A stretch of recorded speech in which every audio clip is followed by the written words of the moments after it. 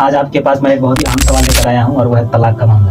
तलाक देने का क्या तरीका है, किस तरह से हमें तरीका बताया गया है कि तलाक देने का, उसका हम वजह चाहते हैं ताकि हम सबको पता चल सके कि तलाक देने का क्या तरीका है। बिस्मिल्लाहिर्रहमानिर्रहीम। मेरे भाई, तलाक दो तरीके मिलते हैं हमें इस्लाम में, लेकिन जो बेहतर तरीका है इस पर हम बात करेंगे, जो कुरान ने हमें सिखाया है। सूरह बकरा 228 से आप पढ़ना शुरू करेंगे, आपको वहाँ पे डिटेल मिलेगा कि तलाक किस तरह से देना चाहिए। अचानक तलाक तो देना है ही नहीं, क्योंकि मियाँ बीवी में कभी झगड़ा वगैरह हो जाए तो वो एक दूसरे से बैठकर चटाई में उसका हल निकालने की कोशिश करेंगे। अगर उससे भी बात ना बने तो वो बिस्तर को अलग करेंगे। अगर इस पर भी बात ना करे तो वो इतना पीटे कि थोड़ा डर पैदा हो जाए, बहुत ज्यादा नहीं, तम भी करे। और अगर इस पर भी बात ना बने तो कहा गया कि कुछ उनके घर वालों की तरफ से बोला और कुछ इसके घर वालों की तरफ से। इसको अरबी रकम कहा गया। उस दौर में कहा जाता था कि एक बोल टाइप का रखे लास्ट ऑप्शन। अगर इसके बाद भी अगर बात ना बने तो फिर कहा गया है कि तुम एक तलाक दो।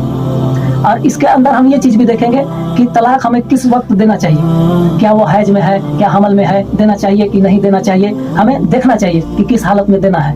लेकिन जब कहा गया कि तमाम हुदूद पार हो जाए, बात ना बने, तो तुम एक तलाक दो और 3 माहवारी रुको, यानी 90 दिन तक तुम रुको। इसमें एक फायदा ये दिया गया है, एक तलाक देने का ये फायदा है कि एक दूसरे के दिल में बुग़्ज़ होता है, तभी तो नफरतें होती है। तो एक दूसरे के दरमियान साथ में ही रहेंगे, वो घर को औरत उस हालत में भी छोड़ नहीं सकती। तो जो बुग़्ज़ होते हैं दिल में, वो धीरे धीरे कम होने का अंदेशा रहता है। जो गलती कर बैठते हैं वो भी उन्हें एहसास होने का चांस रहता है और फिर से वो एक दूसरे की तरफ लौट सकते हैं, यानी रुजू कर सकते हैं। तो 90 दिन के अंदर में वो रुजू कर सकता है। और अगर वो रुजू ना करे तो फिर जब 90 दिन पूरा हो जाए तो वो तलाक हो जाती है। मतलब एक ही तलाक में 90 दिन पार हो जाने के बाद तलाक वो हो जाता है, हो गया तलाक। लेकिन यहाँ तक कहता है कि 3 देना ही जरूरी है।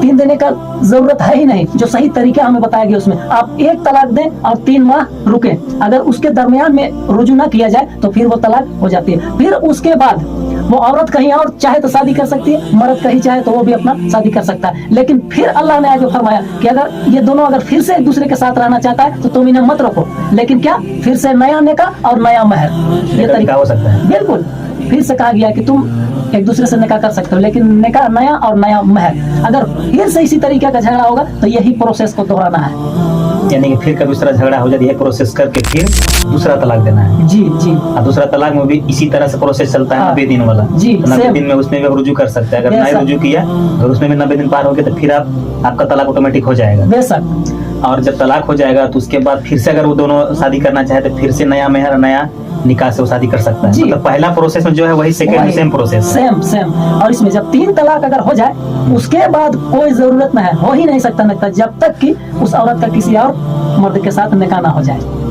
यानी कि 1-2 में तो ऑप्शन हमें दे दिया गया है कि आप रुजू कर सकते हैं। अगर रुजू ना भी करें उसके बाद भी आप नया निकाह, नया में शादी कर सकते हैं। लेकिन अगर 3 का नौबत अगर आ गया उसके बाद फिर समझिए कि आप ये हराम हो चुकी, कोई चांस ही नहीं, कोई चांस नहीं है। तो ये चीज हमें इस्लाम ने सिखाया है कि तुम्हें किस तरीके से तलाक देना चाहिए। तलाक एक मजलिस में 3 तलाक होती है या नहीं होती, ये हम इंशाल्लाह आगे चर्चा करेंगे इसके बारे में। तो जो बात हमने आपको बताया, आपको समझ में आया मेरे भाई? बिल्कुल समझ में आया कि किस तरह से तलाक देना चाहिए, मैं इससे मुतमईन हूँ। तो जब भी आप तलाक दें तो एक तलाक दें, जज्बात में आकर 3 तलाक ना दें। फिर लोग ये भी कहते हैं कि मेरा नियत एक का था, 3 का था। तो इस पर हम और बहस करेंगे, लेकिन जो तरीका बताया इस्लाम में ये सबसे बेहतर तरीका है, क्योंकि अल्लाह ने पूरा हमें टाइम दिया है रिश्ता को बचाने का। इसीलिए कहा कि एक तलाक दो और इतना दिन रुको। इसमें एक दूसरे को समझने का फिर से मौका मिलता है, गलतियां एहसास करने का मौका मिलता है। लोग आप माशरा में ये चीज अपने अंदर महसूस कर चुके होंगे, आप देखे होंगे कि कोई इस तरह का गुस्से की हालत में 3 तलाक वगैरह दे देते हैं, उसके बाद वो पछताते हैं। अब बेशक सही बात है कि इतना अल्लाह तआला हमें टाइम दे रहा है, तो 1-2 दिन में आदमी का गुस्सा धीरे धीरे ठंडा होने लगता है। तो 3 माहौरी तक नहीं, बहुत लंबा टाइम है। तो बेशक इसमें मैक्सिमम लोग रुजू कर लेते होंगे। ये अल्लाह तबारक व तआला की तरफ हमारे लिए बहुत ही बड़ा चीज है कि हमें इस तरह का मौका दिया है। मियाँ बीवी का जो रिश्ता है ना मेरे भाई, वो बहुत मजबूत रिश्ता भी है और बहुत नाजुक रिश्ता भी है।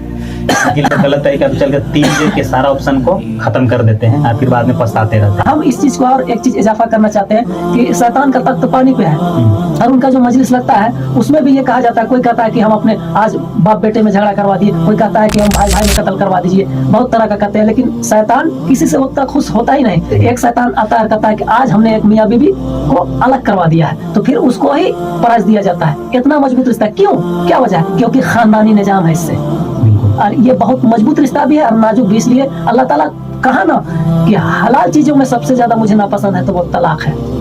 और हमें इस चीज को समझना चाहिए और किस तरीके से हमें तलाक देना चाहिए, इस चीज को हमें जानना चाहिए। जब कोई इंसान शादी का इरादा करता है और जब उसका निकाह का वक्त भी करीब आ जाता है, उससे पहले ही उसे तलाक का मसाइल जानना उस पर फर्ज है।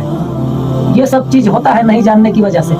बिल्कुल आपने सही कहा कि कोई नहीं जानता कि आगे जाके किस तरह मामला पेश आ जाए, कोई नहीं जानता। हो सकता है कभी कुछ हो जाए तो तलाक का मामला पेश आ जाए, तो जज्बात में आदमी गलत तरीका अपना लेता है। तो अगर तरीका जानेगा तो वो सही तरीका से तलाक देगा, उससे रिश्ता बचने का चांस रहता है। मैं तो यहाँ तक आके कहता हूँ मेरे भाई की जब उलमा निकाह पढ़ाते हैं ना, तो मेरा ये मानना है कि वो कान में ही तरीका बता दे कम से कम किस तरह से तलाक देना है, बिल्कुल, क्योंकि ये मसला जानना बहुत ही जरूरी चीज है। आज हम नहीं जानते, इस वजह से इस तरह तो अक्सर हम ये देखते हैं कि छोटा छोटा बात हो जाता है, देखते हैं कि इसका तलाक हो गया, उसका तलाक हो गया। तो ये तरीका अगर कोई अपनाएगा तो उम्मीद है कि ज्यादा ज्यादा रिश्ता बचने का चांस रहेगा। तो आपने जो तरीका बताया, इंशाल्लाह हम उस पर अमल की कोशिश करेंगे। अगर अभी कभी ऐसा मौका मिल जाए तो, या फिर लोगों को भी बताएंगे कि जब भी ऐसा कुछ मामला हो जाए तो इस तरह से तरीका अपनाना, या फिर कम से कम तरीका को जान लो कि क्या तरीका है तलाक देने का। बेशक आपने बहुत ही अच्छा से समझाया। एक चीज मैं इसमें कहना चाहता हूँ मेरे भाई, आज तक मैंने कभी ये नहीं कहा कि हमारी वीडियो को सब्सक्राइब करें या शेयर करें, लेकिन इस चीज को कहता हूँ कि कम से कम सब्सक्राइब करें या ना करें, कम से कम शेयर जरूर करें, क्योंकि ये मसला को ज्यादा से ज्यादा लोगों तक पहुंचाना चाहिए, क्योंकि वो तरीका को जान सके।